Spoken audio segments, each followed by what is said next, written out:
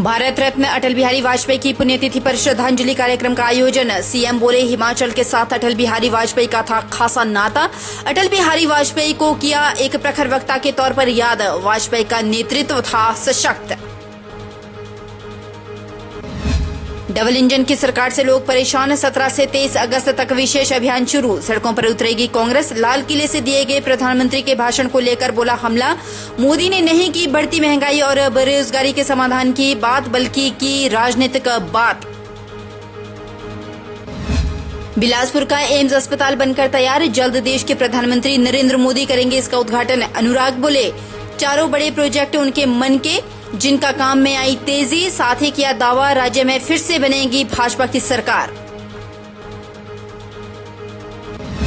और 20 जुलाई को सिरमौर दौरे पर बीजेपी राष्ट्रीय अध्यक्ष। प्रदेश की 75वीं वर्षगांठ पर नाहन में होगा भव्य कार्यक्रम। भाजपा राष्ट्रीय अध्यक्ष जेपी नड्डा भी करेंगे शिरकत। कार्यक्रम में मुख्यमंत्री, सांसद सहित मंत्री भी होंगे शामिल।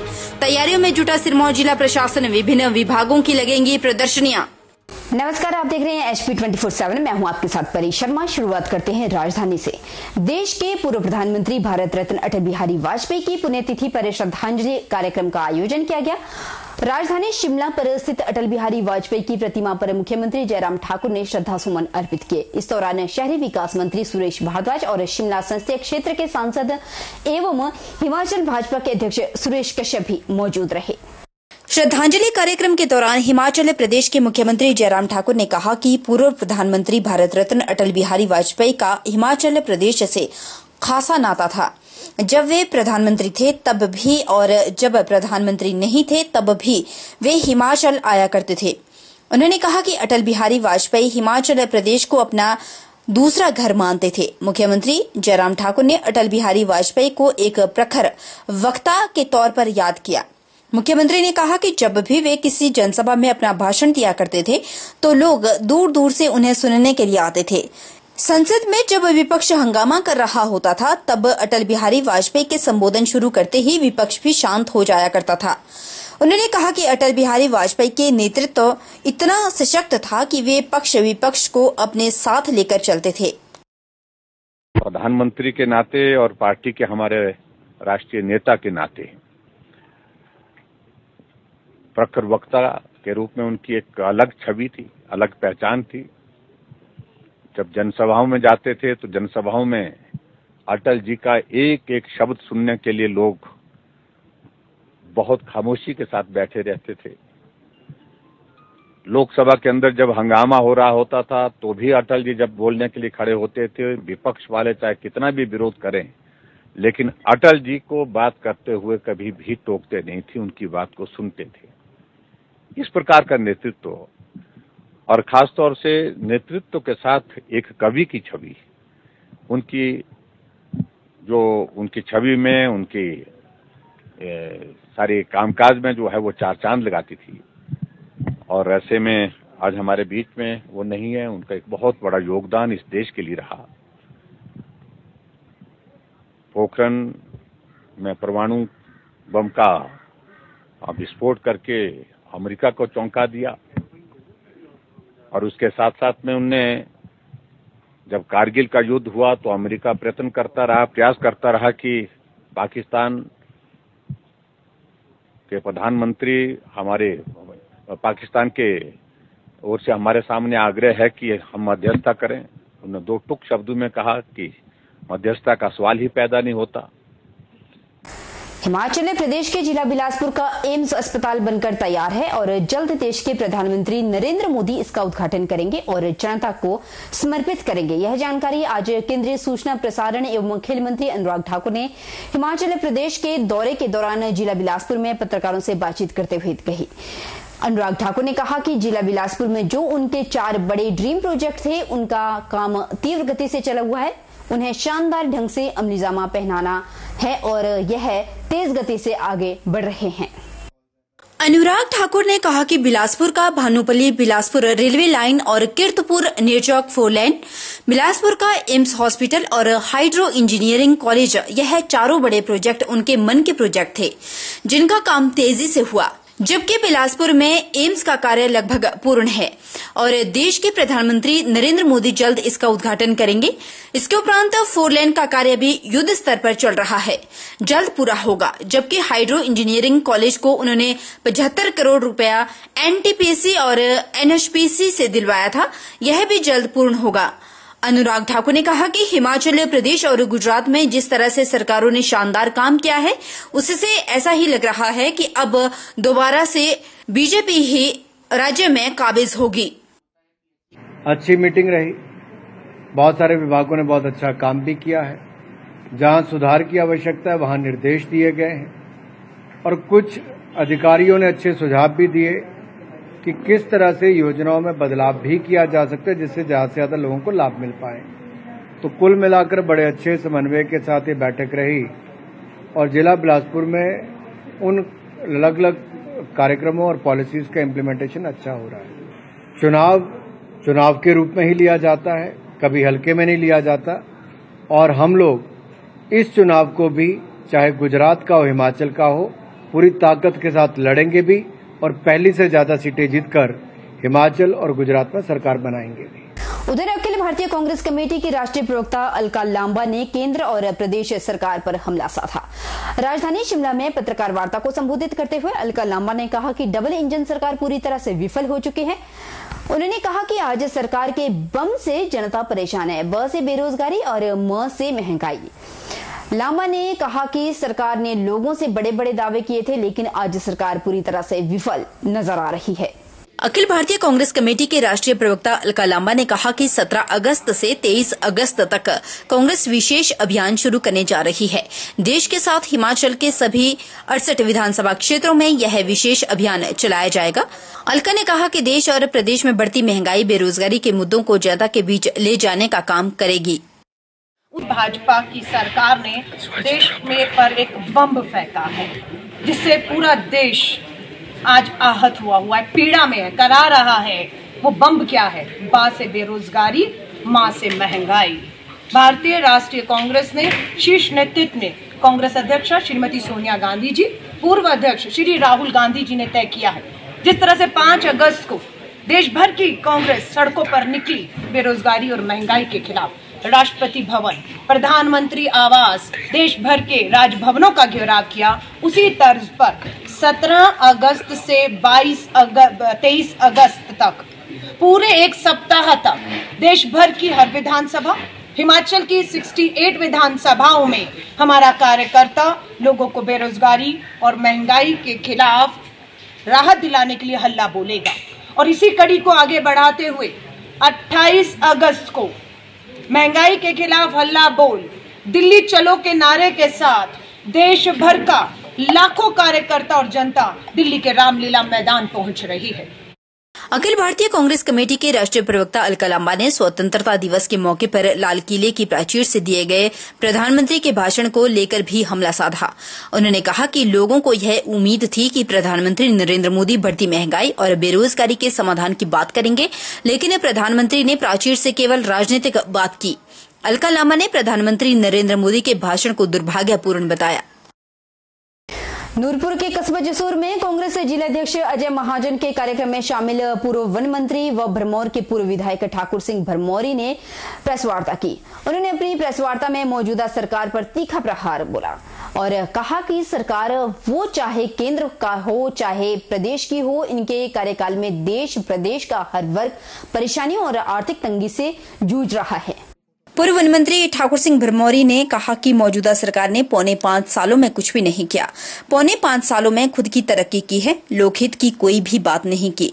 जो कांग्रेस पार्टी ने राजा वीरभद्र सिंह और हमारे मंत्री या विधायक जो पार्टी में थे, उन्होंने राजा वीरभद्र सिंह के आशीर्वाद से विकास किया था, उल्टा उसे भी संभाल नहीं पाए। इस सरकार के समय में रेप ज्यादा, महंगाई बढ़ी, देश भर के लोग परेशान हैं। इनको तो एक दिन भी रहने का अधिकार नहीं है। लोगों ने सोच लिया है कि यह सरकार नहीं चाहिए। कांग्रेस पार्टी आने वाली है। सरकार ने जो 50 सालों में काम किए हैं वह रफ्तार पकड़ेंगे। आगामी चुनावों में कांग्रेस की रणनीति यह रहेगी कि भाजपा द्वारा 5 सालों में काम किए गए हैं उनको हमारे कामों के साथ तुलना की जाएगी। कांग्रेस पार्टी लोगों को नौकरी देने के लिए इंडस्ट्री को बढ़ावा देगी। जो वायदे उन्होंने किए हैं वह सरकार बनने के 10 दिनों में ही पूरे किए जाएंगे। यह सरकार चंद दिनों की मेहमान है। कांग्रेस पार्टी सत्ता में वापसी कर रही है। नूरपुर के जसूर में जो भवन का शिलान्यास किया और बजट भी मंजूर करवा दिया था, उसे 5 सालों में कभी इधर कभी उधर बनाने की बात करते रहे, लेकिन अफसोस इस बात का है कि अभी तक वह बना ही नहीं। हमारी सरकार आएगी तो ये भवन वहीं बनेगा जहां इसका शिलान्यास हुआ था। 5 सालों में इनसे वही कंप्लीट नहीं हुई। उल्टे जो दादा वीरभद्र सिंह और उनके जैसे नूरपुर में जो अजय महाजन जी ने शिलान्यास किए थे, उद्घाटन किए थे, उल्टी उनकी प्लेटों को तोड़ा गया और वहां पे अपनी प्लेटें लगाई, शिलान्यास की और उद्घाटन की, जबकि वो बिल्डिंगें उनसे कंप्लीट ही नहीं हुई और उसको नाम दे दिया, कोई और नाम दे दिया।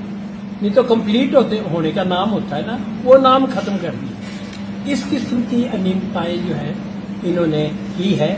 ना नौकरी है ना चाकरी है। अगर कांग्रेस पार्टी ने मनरेगा की स्कीम नहीं बनाई होती तो सारे हिंदुस्तान के लोग इन्होंने भूखे बना देते। 2 टाइप सिस्टम की जो सरकार है, दे हैव डन नथिंग।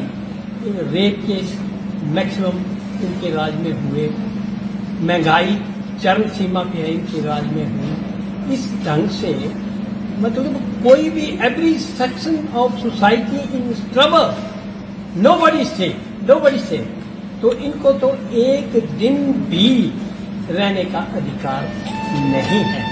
उधर राजधानी शिमला में निजी बसें चालकों और परिचालकों की हड़ताल है। हड़ताल की वजह से रोजाना काम के लिए आने जाने वाले लोगों को खासी परेशानियों का सामना करना पड़ रहा है। निजी बसों के ड्राइवर कंडक्टर की हड़ताल की वजह से लोग गंतव्य तक देरी से पहुंच पाए। इस बीच लोगों को उम्मीद थी कि हड़ताल के दौरान ज्यादा सरकारी बसों का संचालन किया जाएगा, लेकिन अब बसें कम चलने से लोग परेशान हो रहे हैं। सरकारी बसों में ओवरलोडिंग कर लोगों को गंतव्य तक पहुंचाया जा रहा है। शिमला के अलग अलग इलाकों में बस का इंतजार कर रहे यात्रियों ने बताया कि निजी बसों की हड़ताल की वजह से खासी परेशानियों का सामना करना पड़ रहा है। हिमाचल पथ परिवहन को हड़ताल के दिन ज्यादा बसों का संचालन करना चाहिए था, लेकिन बसों के संचालन नामात्र का हो रहा है। ऐसे में बसों के इंतजार के लिए घंटों सड़क पर खड़े रहना पड़ रहा है। एचआरटीसी की जो बसें रूट पर आ रही है वह पहले से ही ओवरलोडेड है। ऐसे में आने जाने वाले सभी लोगों की आवाजाही में परेशानी हो रही है। बहुत दिक्कत आ रही है। तो मैं 1 घंटे से यहाँ पे खड़ा हूँ। मेरे को इस बारे में कोई अंदाजा नहीं था कि आज स्ट्राइक है प्राइवेट बसों में। पर अगर मान लो स्ट्राइक है भी तो सरकार को ज़्यादा से ज़्यादा सरकारी बसें चलानी चाहिए, क्योंकि स्ट्राइक का तो नोटिस पहले गया होगा सरकार को, उसके बाद ही मतलब उन्होंने स्ट्राइक की होगी। सही बात है ना।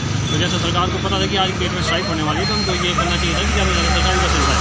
लेकिन आज यहाँ देखो लाइन देखो कितनी लंबी है, आगे बात दिखा सकते हो कितनी लंबी है। बस बहुत हो रही है, मुझे 1 घंटा हो गया खड़े हुए और बसेस नहीं आ रही हैं, तो बड़ी परेशानी हो रही है। मुझे जरूरी काम से जाना कुछ शिमला, तो मतलब मेरे को काफ़ी परेशानी हो रही है। टाइम भी मतलब मेरे पास कम बचा है, तो मतलब वहाँ पे रिपोर्टिंग करनी है, मेरे को तो टाइम नहीं है, तो फिर काफ़ी मुश्किल आ रही है। सरकार को प्राइवेट बसेस चलानी चाहिए। बता दें कि निजी बस में सेवाएं दे रहे ड्राइवर कंडक्टर एचआरटीसी में होने वाली भर्तियों में प्राथमिकता की मांग कर रहे हैं। इसके अलावा ड्राइवर कंडक्टर को आई कार्ड, एएसआई कार्ड और बस अड्डे पर रेस्ट रूम की सुविधा की मांग की जा रही है। निजी बस में काम करने वाले ड्राइवर कंडक्टर का आरोप है कि वह कई बार प्रशासन से अपनी मांग रख चुके हैं, लेकिन प्रशासन ने उन्हें आश्वासन के सिवा अब तक कुछ नहीं दिया। बीती रात लाहौल के जहालमा नाले में बाढ़ आने के कारण जोबरंग के नीचे दारा पहाड़ी के पास चंद्रभागा नदी का बहाव रुक गया। नदी का बहाव रुकने से नतीजतन डैम बन गया है और जोबरंग के नीचे नदी के पास जमीनों में फसलें दब गई। जोबरंग के पूर्व प्रधान सोमदेव योंकी ने बताया कि डैम खुलने से सूरत में जिस तरह से जसरथ के आगे उदयपुर तक नदी किनारे लोगों को भयंकर खतरा हो सकता है। उन्होंने सभी लोगों से सावधानी बरतने की अपील की है। वहीं पर्यटन नगरी मनाली के सोलंग गांव में बीते शाम पुल टूटने के कारण ब्यास नदी में बहे 2 बच्चों के शव नदी से बरामद हुए हैं। एक बच्चे का पूरा और एक बच्चे का आधा ही शव बरामद हो पाया। घटना से कुछ दूरी पर पलचान के नजदीक एक बच्चे का शव बरामद हुआ है, जबकि दूसरे बच्चे का शव बाहंग के नजदीक मिला। दोनों शवों को ब्यास नदी से बाहर निकालने का प्रयास किया जा रहा है। नदी में जलस्तर की मात्रा ज्यादा होने के कारण शवों को निकालने में दिक्कतें पेश आ रही थी। उधर मनाली प्रशासन और स्थानीय लोगों द्वारा नदी के किनारे आज सुबह से ही सर्च अभियान चलाया गया था। बीते कल अंधेरा होने की वजह से सर्च ऑपरेशन रोकना पड़ा था। बताते चले कि बीते कल सोलंग गांव में मेले से वापस आते समय पुल टूटने की वजह से नदी में बह गए थे ये बच्चे।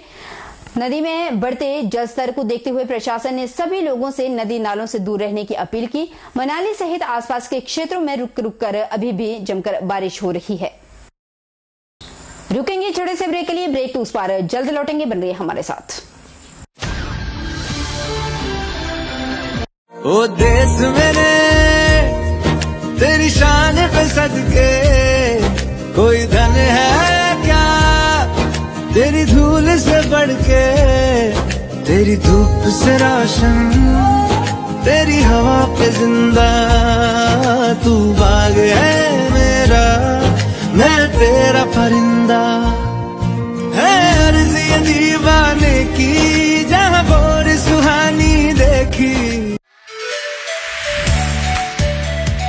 अभिलाषी group of institution Nerchowk Mandi Himachal Pradesh. Admission open 2022-23 for BTech civil electrical computer science engineering, diploma civil electrical engineering, B pharmacy regular and lateral entry, ANM, GNM, BSc post basic BSc and MSc nursing, ITI in electrician, sanitary health inspector, solar technician, electrical fitter, MSc physics, chemistry, botany and DLEd, JBT and B.Ed at Abhilashi College of Education, the only B.Ed college in Himachal Pradesh with NAC A grade. Scholarship assistance available. Contact for admission